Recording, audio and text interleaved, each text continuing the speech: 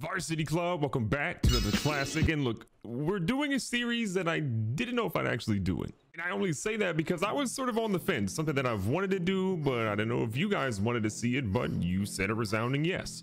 So because of that, I'm happy and I'm excited to bring to you guys a relocation franchise in MLB The Show 21 with a created stadium I kind of spent a little bit of time on. And if you're hyped for this series, just do me a favor, subscribe to the channel if you want to see more of this content, leave a thumbs up on the video, and as we go throughout the video, leave me comments down below with your feedback, your thoughts, and just what you think overall. Without any further ado, here is our relocation franchise.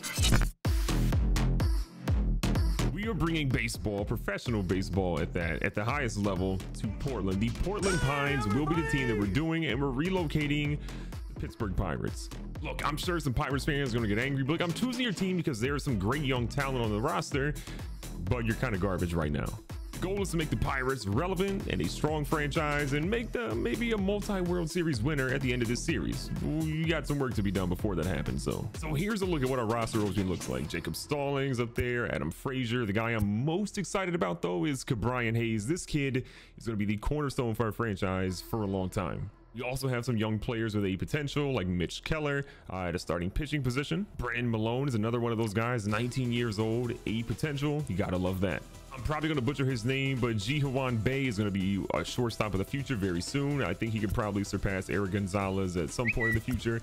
O'Neal Cruz also killing it, a potential at shortstop. So we've got a lot of options there, along with Cole Tucker, who can play a lot of different positions: second base, third base, left field, center field, right field. Again, potential on this team. And then lastly, a couple other guys to keep in mind here. We got Lolo Sanchez, who I definitely want to keep in his team as long as we possibly can. He's not too far behind our starting center fielder at this point. Then you also have Travis Swaggerty, who has the best last name in baseball. We got to keep him. So one of the guys that I really want to focus on getting early is Hunter Green. This dude throws incredible gas. He's only 20 years of age, and he's going to be a superstar, hopefully, for Portland in our future. So we're giving up Tyler Anderson, a 31 overall or a 31-year old pitcher, and then we also are going to be giving up Quinn Priester, who's a 19-year-old pitcher with solid potential, not an A potential guy. I'm okay with giving up a B potential guy. I wanted to give up Sean Poppin instead, but they weren't interested in that. You throw up Quinn Priester. It looks like they're going to be open for that one. They take the deal.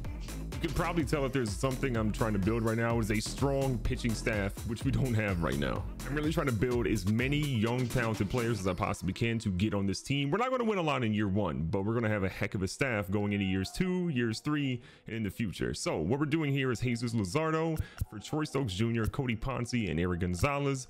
That is our starting shortstop. Those are two players outside of that are pretty much replaceable for us. We're going to offer that trade, and they took it.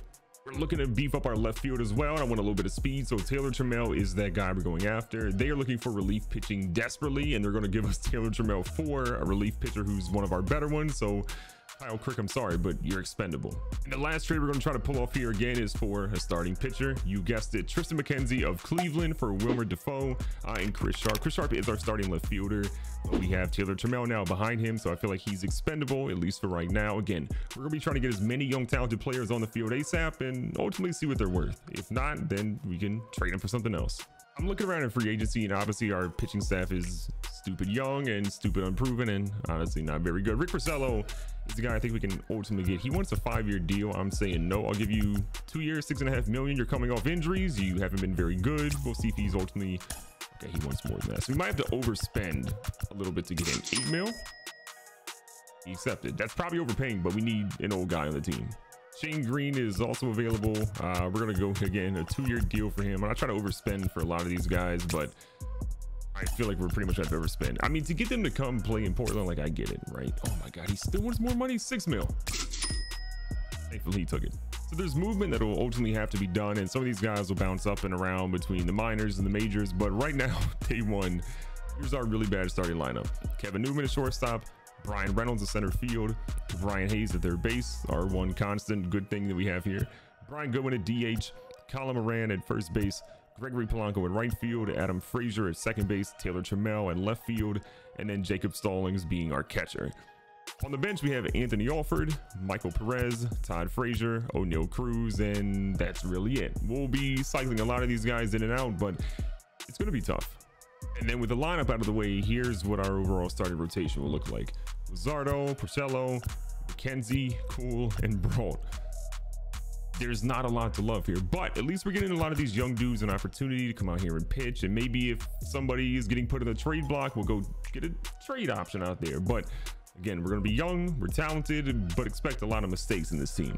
Also, just want to point out, a lot of you guys are probably going to be saying, what about your young talented players? Why don't you put them up now? Well, yeah, Bay, for example, I want to get him to get a little bit more reps in the minor leagues. We'll bring him up a little bit later on. And then in the outfield, obviously, we have Lolo Sanchez and Sammy Siani. Both of these guys, again, I want them to get more reps in the minor leagues, get a little bit more confidence, get their skills rounded up some, because their power and contact aren't super great right now. And then we'll bring them up. For the in-game sponsorships, we do have a couple. So the in-game ticker will have a $2,000 per hit. That's coming from Sam Bat. We're gonna have G-Form giving us a $3,500 per run for the active replay. And then for the batter walk-up, we're gonna have Under Armour, which is us $15,000 per game. We're a franchise that needs all the money we can get. If you look at our team from a contract situation, we're in an interesting spot where we could have potentially some money available. But again, we aren't a big spender based off of how bad we've been. We don't really have a lot of contracts in the future as well. We have most of our guys on one-year deals, with free agency or arbitration really being what's there. So next season will be interesting. We got to get through this one though. On the trade block as well, I'm open to getting some other guys on here from our top players. So Jacob Stallings, our catcher, I'm willing to move him if we get the right pieces. And then Todd Frazier, our third baseman, again, I'm open to moving him if we get the right pieces. The big thing that I wanted to show you guys though was the custom stadium. Now, I'm not saying it's the greatest one of all time, but I spent probably 2-ish hours or so. I want to welcome you to the Portland Pines Stadium. Notice we've got a lot of trees back there. Those aren't pine trees, I know, but there's other pine trees that are available. We got some tall lights up top. We got a little home run deck viewing spot here. We've got a nice little, banner over here. We can go look at it. Scoreboard's kind of nice. We got some hedges. We got some nice scenery in the background. There are pine trees, by the way, right there in the bottom. If you keep going through, again, matching pine trees here. We got sort of a raised outfield area. You can see everything there. I will admit, this is probably the worst seat in the house right here, because if you're sitting here, you can't see really anything over in center field, but it is what it is. I did give them a nice little scoreboard here so they can kind of see what's going on potentially, but I get that there's some work to be done there. Again, nice little covering for the people out in the outfield.